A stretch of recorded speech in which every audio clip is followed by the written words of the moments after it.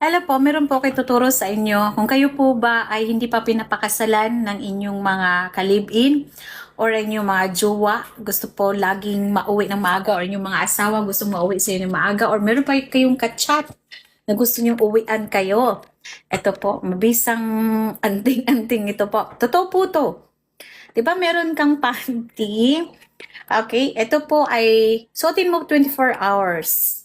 And then, ipadala mo sa kanya na kung asawa mo na siya, tapos wala pa kayong legal na magkasama lang kayo kalibin or jowa.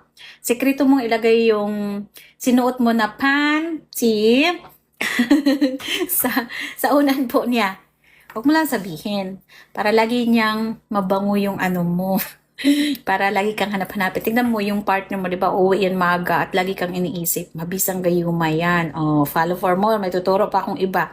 O comment dito pag